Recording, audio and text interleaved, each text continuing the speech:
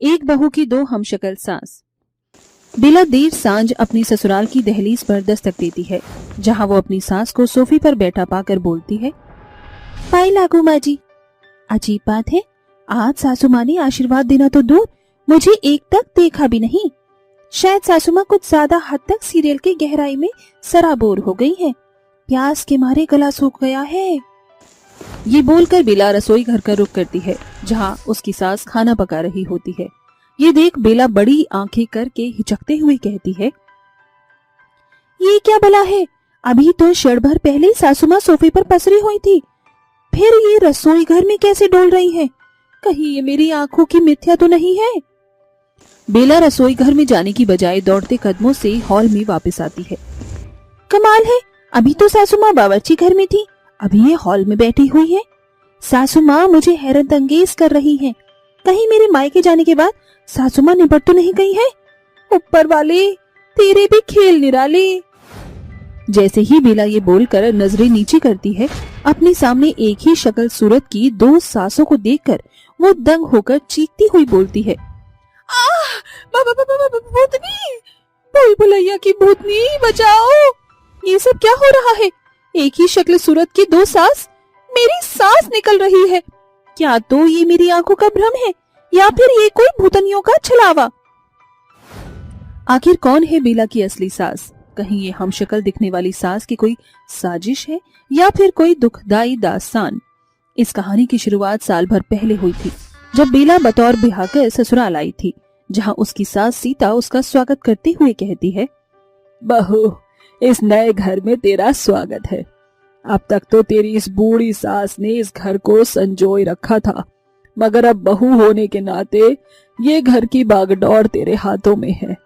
मुझे भरोसा है कि तू मेरी उम्मीद पर खरी उतरेगी। मैं अपनी भरसक कोशिश करूंगी कि आपको कभी शिकायत का एक मौका न दूं। इसके बाद बेला अपने पति आलोक के साथ कमरे में चली जाती है। बेला ससुराल की बागडोर को बखूबी संभाल लेती है। समय के साथ एक सप्ताह बीत जाता है। एक रात, अरे ये कैसा शोरगुल है, घर में कोई चोर उचक्का तो नहीं घुस आया? बेला सभी कमरे छानबीन करती है। तभी उसकी निगाह हॉल के दरवाजे से भीतर आ रहे अपनी सास सीता पर पड़ती है। ये सासू माँ इतनी देर रात दबे पांव कहाँ से आ रही हैं? शायद अभी सवाल करना सही नहीं होगा।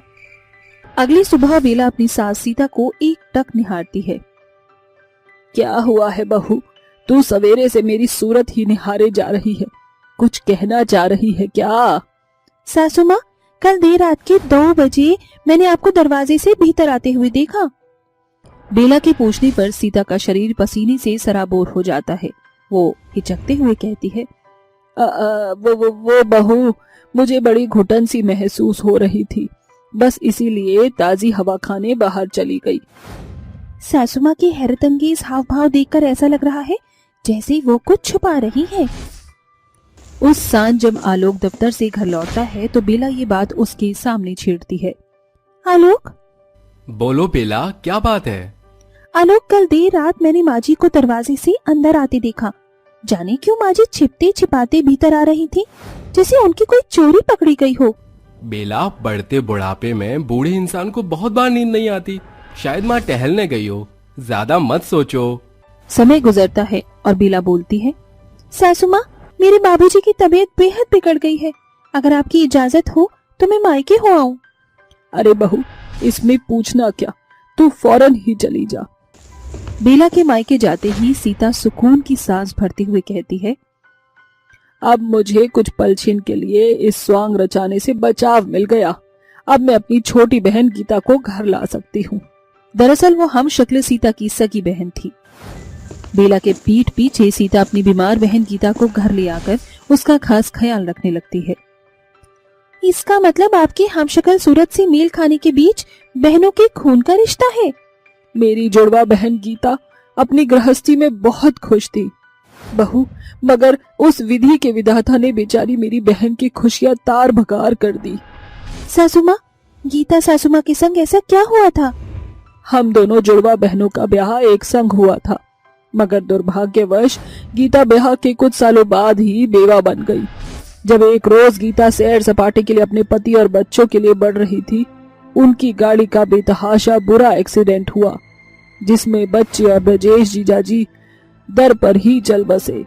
किस्मत से मेरी जुड़वा बहन गीता की जान तो बच गई, मगर मेरे भरसक कोशिश के बावजूद सालों बाद भी ये सदमे से उबर न सकी। सीता सिसकती हुई बेला को अपनी आप बीती बताती है। सासू माँ, अब हम सास बहू मिलकर मौसी सासू माँ को सदमे से उबारेंगे। बेला अपनी जुड़वा सास को चंगा करने की जी तोड़ मेहनत करती है। वो प्रत्येक 3 पहर गीता की मालिश करती है। आज भी देर रात वो गीता के पाँव में तेल मलते हुए बोलती है, सासू माँ, जानती हो आपकी ये जुड़वा बहन है ना सीता सासू माँ, अव्वल दर्जे की कसाई है। अरे बोलो भला, ससुराल में कदम रखते तो बड़ी बड़ी टींग हाँकी इन्होंने। कहा बहू घर की लक्ष्मी होती है, एकाएक उसी लक्ष्मी बहू को बतौर बाई बनाकर रख दिया है। बेला की कड़वी बातें सुनकर सीता की जुड़वा बहन गीता के शरीर में मानो प्राण पड़ जाते हैं। उसके हाथ पांव डावाडोल होने लगते हैं और वो बोल पड़ती है, तेरी ये मजाल जो तू मेरे ही सामने मेरी जुड़वा बहन को भला बुरा बोले। अरे वाह सासू माँ, जरा देर भी अपनी जुड़वा बहन की बुराई बर्दाश्त नहीं हुई कि आपने परिंदों की तरह सुगबुगाना शुरू कर दिया। गीता अपने पाँव पर खड़ी हो जाती है। ये देख सीता की आंख से खुशी की बदरी बरसने लगती है। गीता, मेरी जुड़वा बहन, तू ठीक हो गई। सीता, मैं कहती हूँ छोड़ मुझे।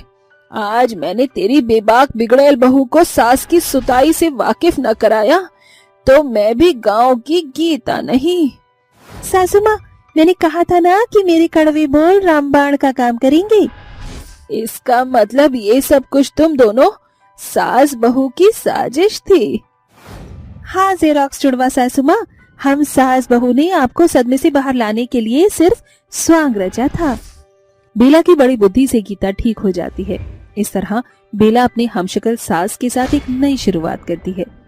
अरे बेला बहू, जरा जल्दी से जूस तो बना दे। अरे बहू, जरा मेरे लिए भी आते वक्त एक गिलास सादा पानी लेते आना।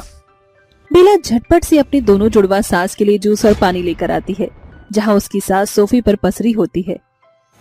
अरे बेला, तू तो बुरी फंस गई ये जुड़वा सास में। सीता और गीता सासू माँ की पहचान करना तो एकदम पहाड़ जैसा जान पड़ रहा है। जरूर यही सीता सासू माँ होंगी। ये लीजिए माँ जी जूस।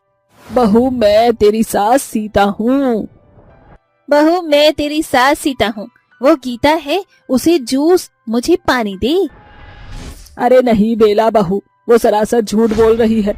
मैं सीता हूँ और वो गीता है। हे ईश्वर, ये हम शक्ल सासू माँ में से सीता गीता की पहचान कर पाना तो मेरे लिए एकदम मुश्किल हो गया है। इन जुड़वा बहनों का जोड़ तो फेविकॉल से भी ज्यादा मजबूत है। बेला का बेरंग चेहरा देखकर दोनों सास स्वयं अपना पुख्ता प्रमाण देती हैं। अरे बहू, परेशान ना हो, हम दोनों जुड़वा बहनें बस तेरे साथ हंसी ठिठोली कर रही थी। बहू, हम जुड़वा बहनों की एक पहचान है।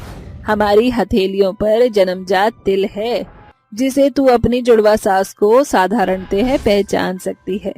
मेरे बाएं हाथ के बगल में तिल है और सीता के दाहिने हथेली में तिल है। शुक्रिया मेरी जुड़वा सासू माँ, आप नहीं जानती, आप दोनों ने ये सुनहरा सच बताकर मुझे सदमे में जाने से बचा लिया। उस रोज के बाद से बेला अपनी जुड़वा सास सीता और गीता के साथ मिलनसार जीवन बिताने लगती है। चुड़ैल पर तांत्रिक का वार। तबाही होगी, तबाही, कोई नहीं बचेगा। इतना परेशान करूंगी कि लोगों की रूह कांप जाएगी। आ रही हूँ क्रांतिपुर गांव वालों, मैं आ रही हूँ। ये कहते ही हवाएं और तेज चलने लगती हैं। धीरे धीरे चुड़ैल उस गांव की ओर बढ़ने लगती है। तभी चुड़ैल को एक आदमी दिखता है, जिसके शरीर में घुसकर चुड़ैल आसपास की चीजों को तोड़ने लगती है। पेड़ में अपना सिर मारती है, मटके उठाकर तोड़कर बोलती है, अरे कोई नहीं बचेगा, सब मरेंगे। तोड़फोड़ की आवाज सुन उस आदमी की पत्नी निमकी घबराकर उसे रोकते हुए कहती है, अजी आप ये क्या कर रहे हैं मोहन जी? आपने सारे मटके तोड़ दिए और अपने सर में चोट लगा ली। रुकिए मोहन जी। कौन है तू? कौन है? चली जा मेरे सामने से, मार डालूंगा तुझे। हट जा तू भी। ये बोलकर वो उसे धक्का मार देता है। तभी उठकर निमकी उसको फिर से रोकती है। देखिए रुक जाइए, मैं आपको अब ऐसा और कुछ नहीं करने दूंगी। मैंने कहा रुक जाइए। ये क्या हो गया है आपको? तभी मोहन अपनी पत्नी का गला पकड़कर कहता है, मैंने कहा था ना, मेरा रास्ता छोड़ दे। लगता है तुझे अपनी जिंदगी से प्यार नहीं है। मोहन जी छोड़िए मेरा गला, मुझे दर्द हो रहा है। आपके अंदर किसी चुड़ैल की आत्मा घुस गई है। मैं अपने पति को बचा कर ही रहूंगी। देखो, छोड़ो मेरे पति को चुड़ैल। तेरा पति अब तुझे वापस नहीं मिल पाएगा। मैंने उसके शरीर पर कब्जा कर लिया है। तू जानती नहीं है, मैं इतनी ताकतवर हूँ कि आज तक 7 पुश्तों के तांत्रिक भी मुझे पकड़ नहीं पाए हैं। छोड़ मुझे, चुड़ैल आएगा, तेरा अंत भी आएगा। कोई तो महापुरुष होंगे जो तुझे तेरी असली जगह दिखाएगा। तेरी इतनी हिम्मत, तूने मुझे ये धमकी दी, अब मैं तुझे मार डालूंगी। ये बोलते ही चुड़ैल निमकी का गला दबाकर मार डालती है। साथ ही चाकू उठाकर अपना गला काट देती है, जिससे मोहन मर जाता है और वो बोलती है, बड़ी आई थी मुझसे उलझने, ये तो शुरुआत है। धीरे धीरे इस गांव को मैं शमशान बनाकर ही छोड़ूंगी। ये बोलते ही चुड़ैल अपने अगले निशाने की ओर जाती है। आखिर इतनी ताकतवर चुड़ैल कौन थी जिसे इतने सारे तांत्रिक ने मिलकर नहीं मार पाए? आखिर क्यों ये चुड़ैल गांव के लोगों को मारना चाहती थी? क्या इस चुड़ैल को कोई तांत्रिक मात दे पाएगा? जानने के लिए कहानी में आगे बढ़ते हैं। उड़ते उड़ते चुड़ैल एक 17 साल की लड़की तीशा के शरीर में घुस जाती है और खुले बाल, लाल आंखें कर अजीब बर्ताव करने लगती है। चुपचाप घूरती चींटी को देखकर उसे मसल कर खा जाती है। ये देखकर उसकी माँ बोलती है, तिशा बेटा, क्या है? तू एक चींटी को क्यों खा गई? मैं कुछ पूछ रही हूँ, बोल क्यों नहीं रही? कांची बार बार पूछती है पर तिशा कुछ नहीं कहती और चुपचाप उठकर चली जाती है। शाम को उसे खाना देती है तो तिशा उस प्लेट को फेंक देती है। तभी कांची उससे कहती है, तिशा, ये क्या बदतमीजी है? ये खाना क्यों गिराया तुमने? देख रही हूँ कल से बेहुदा बर्ताव कर रही हो। मैं कुछ पूछ रही हूँ, जवाब दो। मुझे कुछ नहीं कहना। नहीं, मुझे बताओ, ऐसे घूर क्यों रही हो? ये कैसी शक्ल बना ली है तुमने अपनी? बोलो, बोलती क्यों नहीं? कांची के बार बार बोलने पर तिशा में बसी चुड़ैल अपने असली रूप में आकर कांची को धक्का दे देती है और घर की सारी चीजें तोड़ फोड़ करने लगती है। कांची डर कर कहती है, बेटा, ये तुझे क्या हो गया है? तू कैसा बर्ताव कर रही है? कोई बेटी बेटी नहीं हूँ मैं तेरी, चुड़ैल हूँ चुड़ैल। मार डालूंगी तुझे, मेरे रास्ते से हट जा। बेटा, ये क्या हो गया है तुझे? देख, मेरे पास मत आ, मैंने कहा पास मत आ। चुड़ैल के बोलने के बावजूद भी कांची बार बार उसके करीब ही जाती है। तभी वो एक हाथ से पलंग को उठाकर दीवार में मार देती है। घर की सारी चीज उड़कर कांची को मारने लगती है। बेटा, ये तू क्या कर रही है? मैं तेरी माँ हूँ। चली जा यहाँ से। चुड़ैल के खौफ के कारण कांची घर से बाहर चली जाती है। तभी उसकी ऐसी हालत देखकर पड़ोसन सरोज कहती है, कांची, क्या हुआ तुझे? ये सर पर इतनी चोट कैसे लगी? वो मेरी बेटी, उसके अंदर चुड़ैल घुस गई है। उसने मेरी बेटी के शरीर पर कब्जा करके पूरे घर में उथल पुथल मचा दी है। हाय रब्बा, तू कोई शक्तिशाली चुड़ैल है। हमें योगी बाबा के पास जाना होगा। वो पहाड़ की चोटी पर तपस्या करते और जाने माने तांत्रिक बाबा है। उससे मेरी बेटी ठीक तो हो जाएगी ना? तुम परेशान मत हो, वो तांत्रिक बाबा बहुत अच्छे हैं। तुम्हारी बेटी जरूर ठीक हो जाएगी। मेरे साथ चलो। ठीक है। ये कहते ही सरोज उसे तांत्रिक बाबा के पास ले जाती है और उन्हें सब कुछ बताती है। तभी तांत्रिक बाबा कहते हैं, अकड़म बम बम बुम, क्या हुआ? मेरी तपस्या क्यों भंग की गई? ऐसी क्या आपदा आ गई है? बाबा मेरी मदद करो। हमारे गांव में एक चुड़ैल का साया घूम रहा है। वो चुड़ैल, उसने मेरी बेटी पर कब्जा कर लिया है और घर में उथल पुथल मचा दिया है। लगता है ये वही बरसों पुरानी चुड़ैल है जिसने पहले के तांत्रिकों को मार डाला है। लेकिन अब मेरा इस पर वार भारी होगा। इसी के लिए मैंने इतने समय से कड़ी तपस्या की है। बेफिक्र रहिए और मुझे उसके पास ले चली। दोनों औरतें तांत्रिक को अपने गांव में ले जाती हैं और तीशा तांत्रिक को देखकर छुप जाती है। तांत्रिक अपने मंत्र फूंककर उस पर भस्म डालता है। ओम ऐं क्लीं चामुंडाय विचे नमः, पिशाचिनी मोक्षी दे आत्मा स्वाहा। तांत्रिक, तेरी इतनी हिम्मत कि तू मुझे ललकारे, मैं मार डालूंगी तुझे भी। तू जानता नहीं मैं कितने तांत्रिकों को मार डाला है। उन्हीं का बदला आज मैं तुझसे लूंगा। तुझे मार कर ही दम लूंगा। चला जा तांत्रिक, चला जा यहाँ से, मार डालूंगी तुझे भी। असीम शक्तियों से जन्म हुआ है मेरा। और असीम तपस्या से तेरा ही अंत होगा। ओम ह्रीं क्लीं चामुंडाय स्वाहा। तांत्रिक अपनी आंखें बंद करके सिद्धियों को बोलता है और अपनी शक्ति से चुड़ैल को मोटी मोटी जंजीरों में जकड़ लेता है और कहता है देखा कैसे तुझे जकड़ लिया मैंने, अब तुझे तेरी असली जगह ले जाऊंगा। तांत्रिक तू ये गलत कर रहा है, छोड़ दे, अभी भी कह रही हूँ, वरना तेरी मौत निश्चित है। बाबा बाबा मेरी बेटी को तो कुछ नहीं होगा ना? मैं उसे अपनी गुफा में ले जा रहा हूँ, वहाँ उसकी आदि शक्तियाँ काम ही नहीं कर पाएंगी। तांत्रिक चुड़ैल को घसीटते हुए अपनी गुफा में ले जाता है और गोल घेरे में उसे फेंक देता है। अब देख मैं तेरा क्या हाल करता हूँ। लगता है तांत्रिक तू मुझसे मरकर ही मानेगा। चुड़ैल इतनी तेज आवाज निकाल कर उस शक्तिशाली जंजीर को तोड़ देती है और अपने जादू से तांत्रिक पर एक गोला फेंकती है। ले मेरा वार, आजाद हो गई मैं तेरी जंजीरों से। तो मेरा वार भी देख ले। ये बोलते ही तांत्रिक उस पर अपनी शक्तियों का एक आग का गोला फेंकता है। तभी दोनों में भीषण युद्ध चालू हो जाता है। दोनों एक दूसरे पर लगातार अपनी शक्तियों के गोले फेंकते हैं। दोनों हवा में लड़ने लगते हैं। लगता है तेरे लिए ब्रह्म सिद्धि का प्रयोग करना पड़ेगा मुझे। हे महाकाल, अपना आशीर्वाद दो मुझे। ये बोलते ही तांत्रिक उस पर अपनी ब्रह्म शक्तियों का प्रयोग करके चुड़ैल को परास्त कर देता है और घेरे में बांधकर उसे अभिमंत्रित छड़ी से बहुत मारता है और चुड़ैल रोती है। छोड़ो मुझे, छोड़ो, मारो मत मुझे। अभी भी तुझे बहुत वार सहना है मेरा। मुझे मत मारो, मुझे दर्द हो रहा है। आज तेरा घमंड चूर करके ही रहूंगा। चुड़ैल, बहुत तांत्रिकों को मारा है तूने, ले। बचा लो कोई। तांत्रिक मैं तुम्हारे आगे हाथ जोड़ती हूँ, तुमसे हार मानती हूँ, मुझे मेरी सही जगह पहुँचा दो, मैं फिर कभी लौट कर नहीं आऊंगी। अच्छा, तो तू अपनी हार मानती है? मैं हार मानती हूँ। ये कहते ही तांत्रिक अपना 24 घंटे का यज्ञ करके अपनी सिद्धियों से उसे उसके पिशाची लोक में भेज देता है और वो हमेशा के लिए धुआं बनकर चली जाती है। गरीब माँ की मजबूरी। अंबिका अपनी 2 बेटियों 8 वर्षीय अनु और 6 वर्षीय राधिका के संग एक बस्ती में रहती थी। अंबिका का पति कुछ साल पहले ही दुनिया से जा चुका था। बदकिस्मती की बात तो ये थी कि बेचारी अंबिका भी अंधी थी। तीनों माँ बेटियां अक्सर ही सड़क पर घूम घूम कर भीख मांगती थीं। मगर आज अंबिका की तबीयत कुछ ठीक नहीं थी।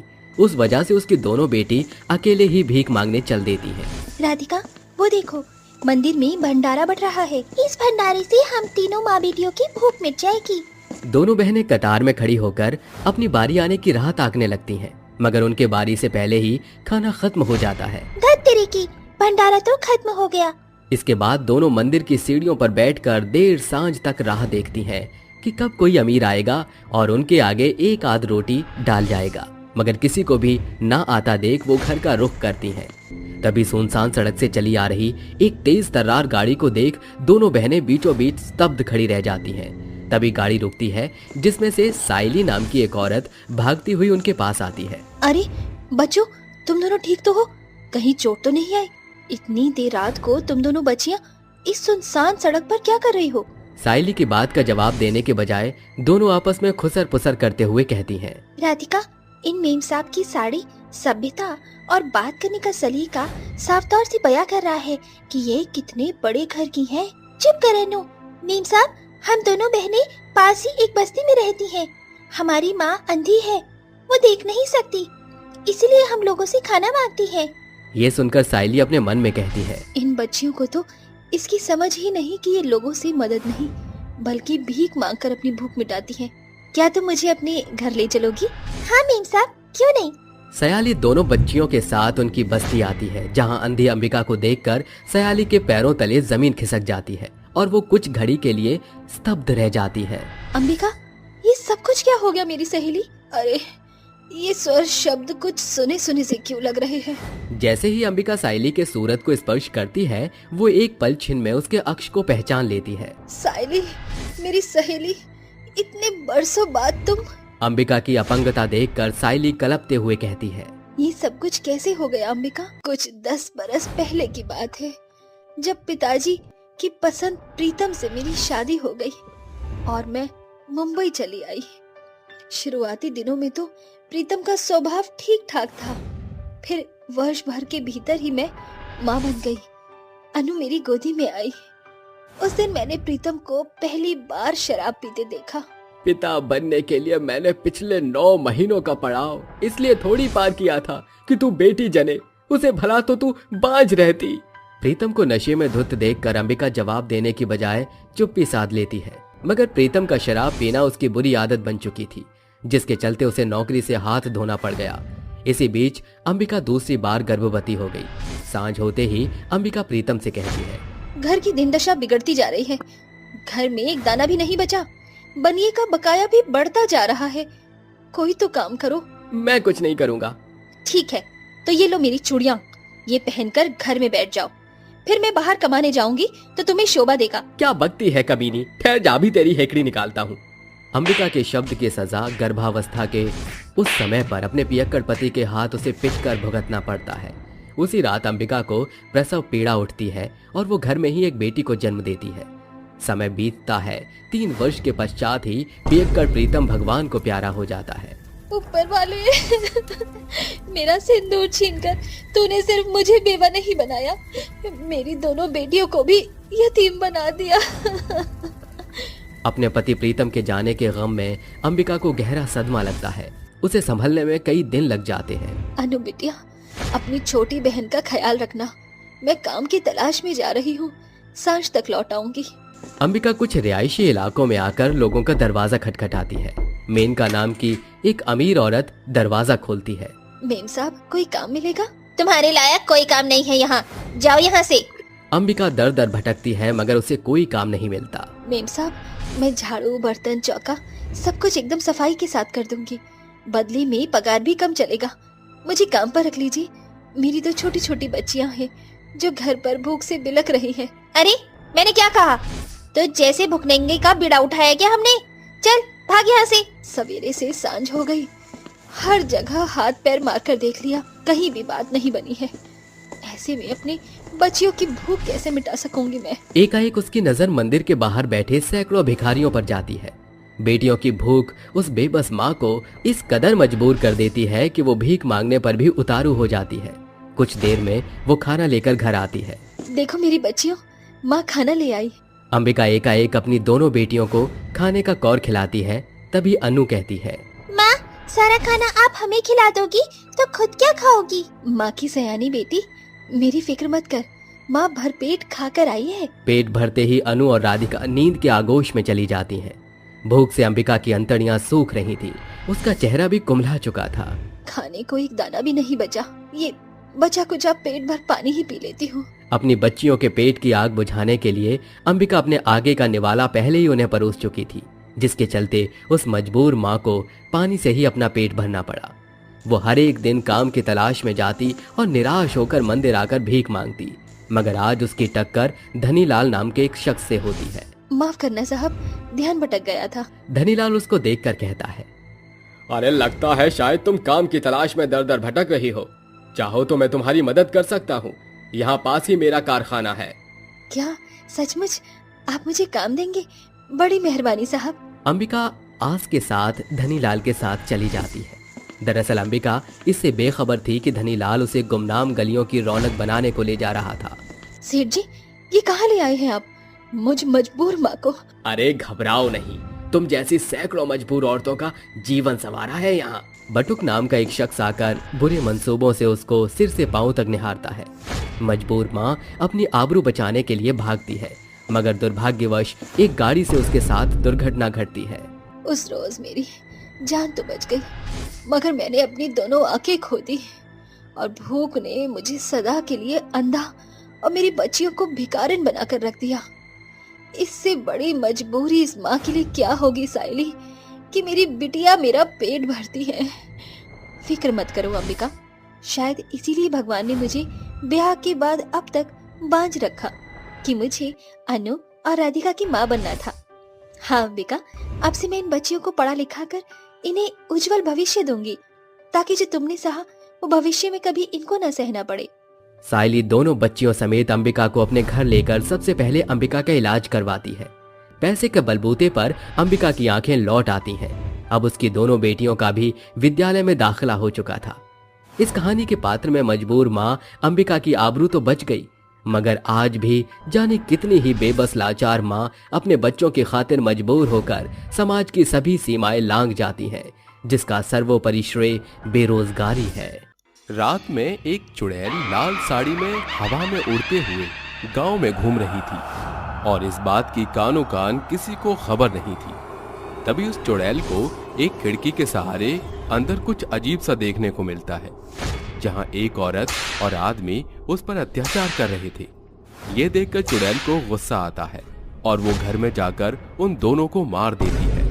आज के बाद किसी ने भी औरतों के साथ ऐसा कुछ किया तो मैं उसे जिंदा मार डालूंगी, छोड़ूंगी नहीं उसे, और ऐसे आदमियों की जिंदगी मैं नर्क बना दूंगी। आखिर इस लाल साड़ी वाली चुड़ैल ने ऐसा क्यों कहा और वो आदमियों के खिलाफ क्यों थी, और चुड़ैल ने ऐसा क्या देखा उस खिड़की से, जानने के लिए कहानी में एक हफ्ते पीछे चलते हैं। चुड़ैल अपना रूप बदलकर गांव में जाती है और वो प्यासी होने का नाटक करती है। कोई पानी पिला दो, कोई पानी पिला दो। बहुत दूर से चलकर आ रही हूँ, मेरा गला सूख रहा है, कहीं मैं मर ना जाऊं, कोई तो पानी पिला दो। ऐसा कहकर जब वो गिरती है तो विशाखा आकर उसकी मदद करती है। अरे बहन जी उठिए, आप ठीक तो है ना? आपको पानी चाहिए? रुकिए, पहले मैं लेकर आती हूँ, इधर छांव में बैठ जाइए। जी शुक्रिया। तभी विशाखा पानी लेकर आती है और शीला को पिला देती है। मुझे और पानी पीना है, और लेकर आइए। लगता है आपने काफी देर से पानी नहीं पिया है, मैं और लाती हूँ।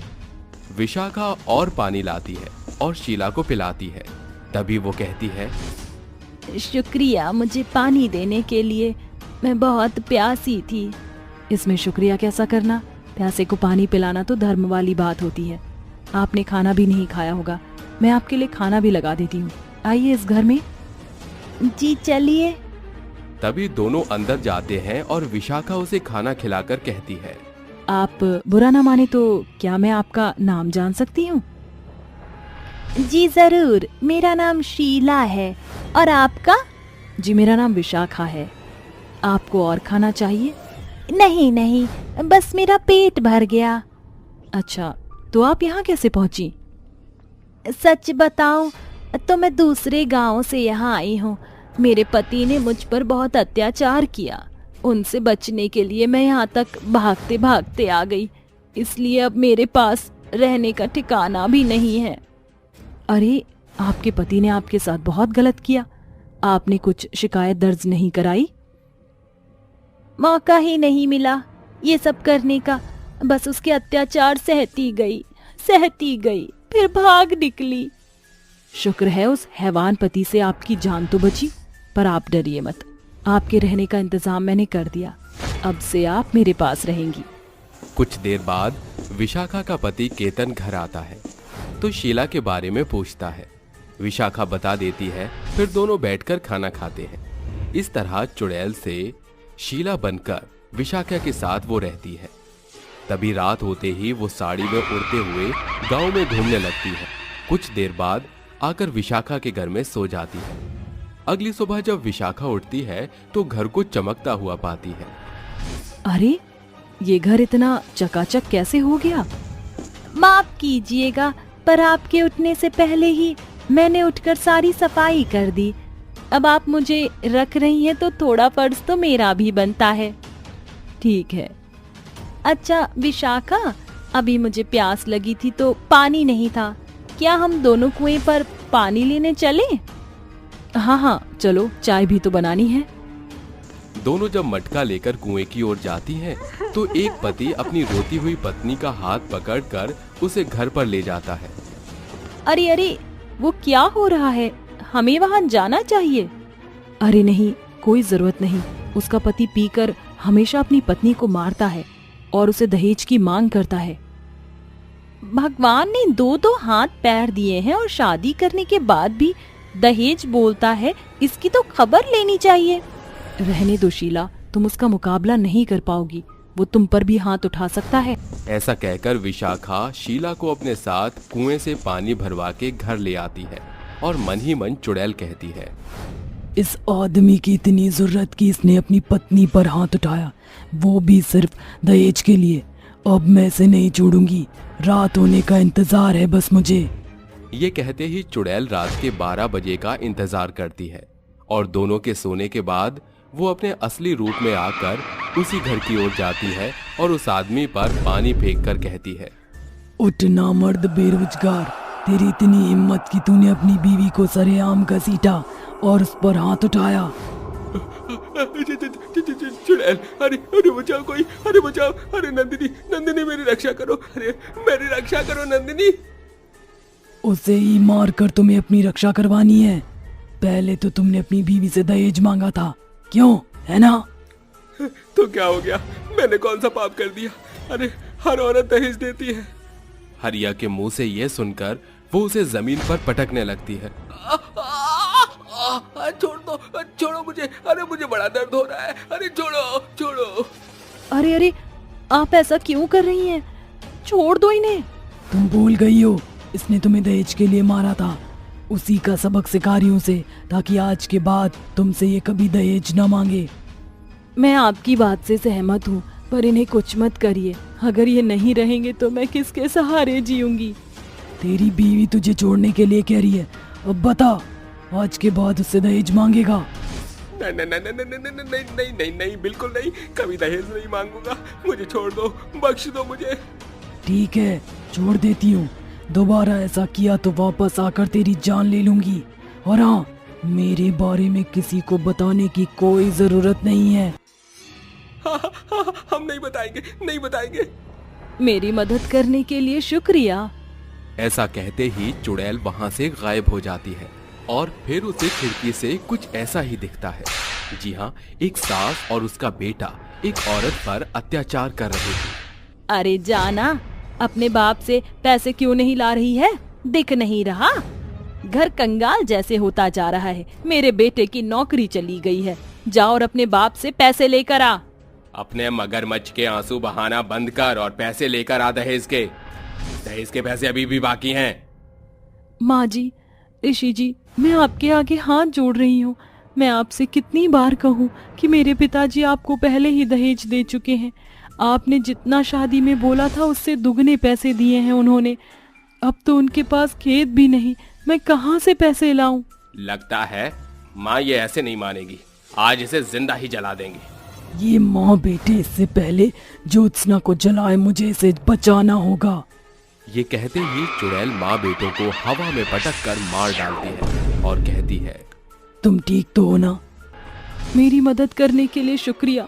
अगर आप नहीं आती तो मैं अपनी जान भी दे देती, क्योंकि मेरे पिताजी पर और दहेज के पैसे नहीं थे। तुम चिंता मत करो, जो भी इस गांव में दहेज मांगेगा उसका मैं यही अश्र करूंगी। ये सब होता हुआ खिड़की से विशाखा देख लेती है और अपना रूप बदलने के बाद जब शीला बाहर आती है तो विशाखा कहती है, शीला, मुझे पता है तुम एक चुड़ैल हो। मैंने सब अपनी आंखों से देख लिया है और तुमने मदद की ये भी मैंने देखा, पर तुमने मुझसे झूठ क्यों बोला और उस आदमी को क्यों मारा? मुझे सारे सवालों का जवाब दो। तुमने ठीक पहचाना, मैं एक चुड़ैल हूँ और मैं तुम्हारे सारे सवालों का जवाब दूंगी। दरअसल 10 दिन पहले ही मेरी मौत हो चुकी थी। मेरा पति मुझसे बार बार पैसों की मांग करता था। ज्योत्सना जैसे ही मेरी भी हालत थी। मेरे पिताजी ने मेरी शादी और दहेज में सारा पैसा लगा दिया। उसके बाद भी मेरे पति पंकज शादी के 1 महीने बाद ही पैसे मांगने लग गए। पंकज जी, आप ये कैसी बातें कर रही हैं? मेरे पिता सारा पैसा दे चुके हैं आपको, फिर भी आप मांग रहे हैं? हाँ, मुझे पैसे चाहिए क्योंकि सारा पहले का पैसा पहले सट्टे में लगा दिया है। आपको शर्म भी आती है जरा सी भी? तेरी इतनी हिम्मत, अभी बताता हूँ।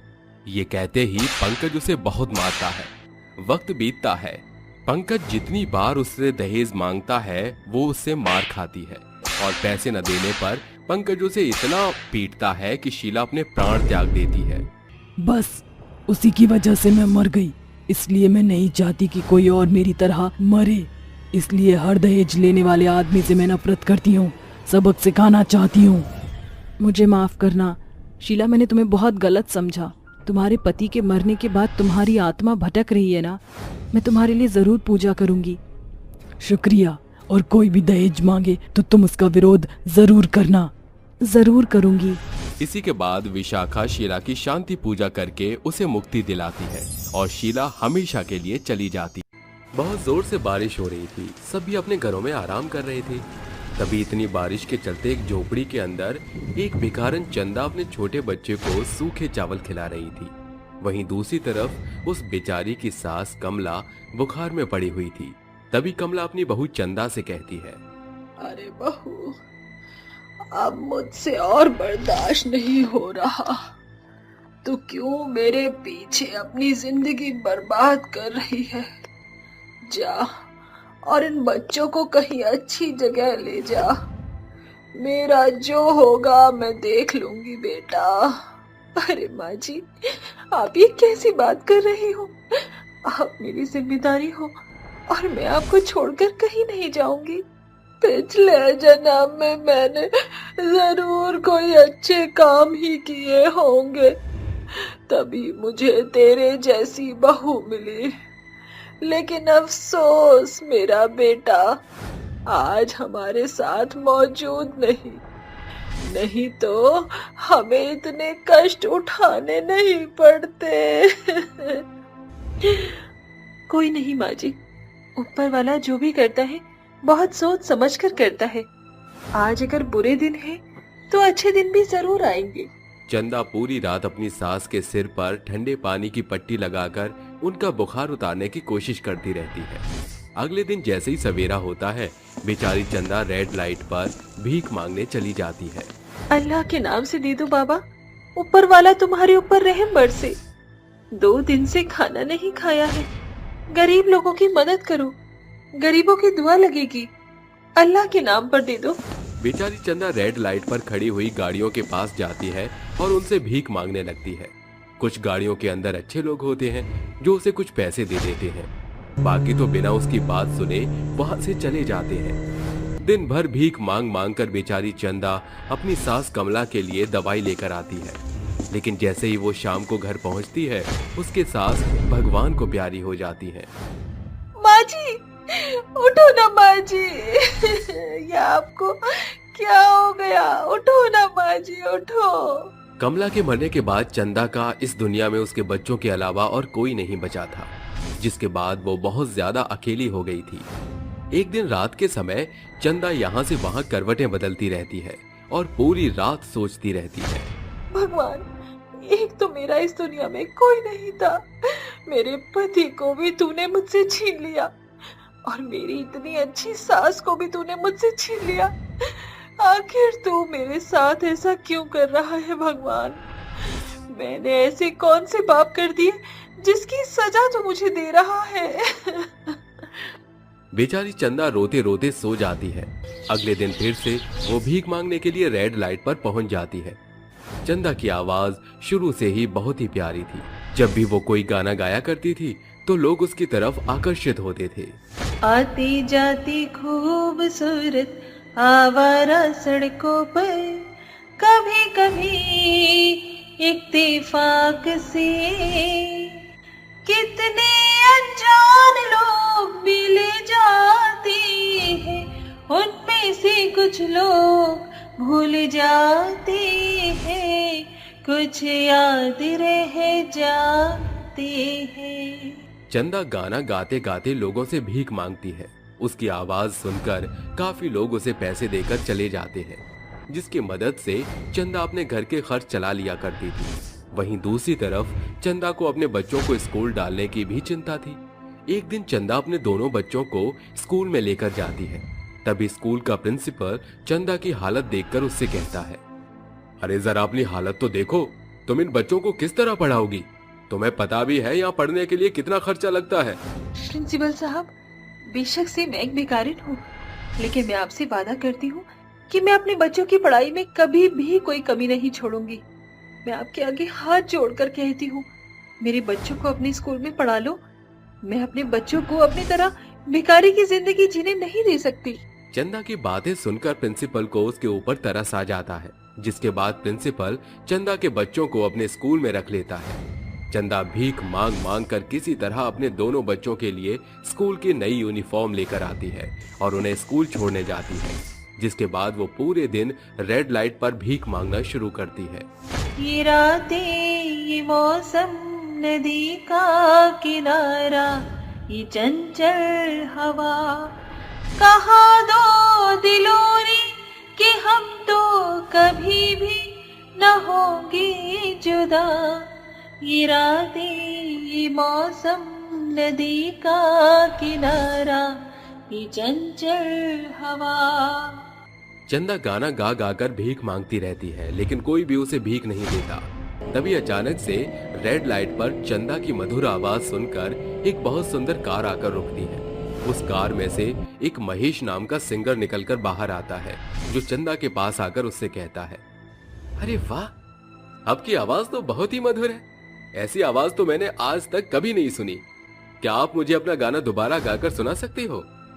महेश के कहने पर चंदा उसको एक और गाना सुनाती है। चंदा का गाना सुनकर महेश को बहुत पसंद आता है, जिसके बाद महेश उससे कहता है, देखिए, मैं एक बहुत बड़ा सिंगर हूँ। मुझे कलाकार लोगों की बहुत ज्यादा पहचान है। जो कला आपके अंदर है वो मैं कई समय से ढूंढ रहा हूँ। क्या आप मेरे साथ काम करना चाहोगी? महेश की ये बात सुनकर चंदा को अपनी आवाज पर ही विश्वास नहीं हो पाता, जिसके बाद वो महेश से कहती है, मैं एक भिखारिन हूँ, लेकिन मुझे ये समझ नहीं आ रहा कि एक भिखारिन के अंदर आपने क्या कला ढूंढी है। अरे तुम अपने आप को कम मत समझो, बस मुझे तुम्हारा साथ चाहिए। उसके बाद तुम इस दुनिया में आग लगा दोगी, आग। क्या तुम्हें अपने परिवार को एक अच्छी जिंदगी नहीं देनी? कब तक ऐसे भिखारियों की तरह भीख मांगती रहोगी? ऐसे मौके हर किसी को नहीं मिलते। अपना हाथ आगे बढ़ाओ और मेरे साथ चलो, मैं तुम्हारी पूरी जिंदगी बदल दूंगा। महेश की इस तरह की बातें सुनकर चंदा को एक हौसला मिल जाता है, जिसके बाद चंदा बिना सोचे समझे महेश के साथ चली जाती है। महेश उसे एक ऑडिशन में लेकर जाता है, जहां चंदा अपना एक गाना गाकर जजेस को सुनाती है। जीना यहाँ, मरना यहाँ, इसके सिवा जाना कहाँ। जीना यहाँ, मरना यहाँ, इसके सिवा जाना कहाँ। जिंदगी हमें तेरा एतबार ना रहा, एतबार ना रहा। चंदा इतना अच्छा गाती है कि सभी लोग उठकर उसके लिए तालियां बजाने लगते हैं। यहाँ तक कि जजेस भी चंदा के लिए उठकर तालियां बजाते हैं और चंदा से कहते हैं, अरे भाई, हमने कलाकार तो बहुत देखे, लेकिन इतनी अच्छी आवाज हमने पहली बार देखी है। आप इस ऑडिशन की विजेता हैं। जब जजेस चंदा को अवार्ड देते हैं तो चंदा की आंखों से आंसू निकलने लगते हैं और वो ये सब देखकर बहुत खुश होती है। जिसके बाद महेश चंदा को अपने साथ ले जाता है और उसको एक अच्छे से घर में रहने की जगह देता है। दूसरी तरफ महेश चंदा के दोनों बच्चों को अच्छे स्कूल में भी डाल देता है। अब चंदा महेश के साथ मिलकर अपना खुद का एक गाना बनाने लगती है। देखते ही देखते चंदा बुलंदियों पर पहुंचने लगती है। एक दिन महेश चंदा से कहता है, चंदा देखो, मुझे गलत मत समझना। तुम्हारे साथ वक्त गुजारते गुजारते मुझे तुमसे बहुत प्यार हो गया है। क्या तुम मुझसे शादी करना चाहोगी? मैं तुम्हारे साथ साथ तुम्हारे दोनों बच्चों को भी अपनाता हूँ। महेश की बात सुनकर बेचारी चंदा की आंखों से आंसू निकलने लगते हैं, लेकिन वो मुस्कुराते हुए महेश से कहती है, जिसने मुझे एक इतना अच्छा जीवन दिया है और मुझे रंग से राजा बनाया है, उसे मैं भला कैसे मना कर सकती हूँ। मैं भी आपको मन ही मन प्रेम करती थी, लेकिन कहने से डरती थी। चंदा की बात सुनकर महेश बहुत खुश होता है और उसे गले से लगा लेता है। कुछ दिनों में उन दोनों की शादी हो जाती है और वो दोनों एक खुशहाल जीवन जीने लगते हैं।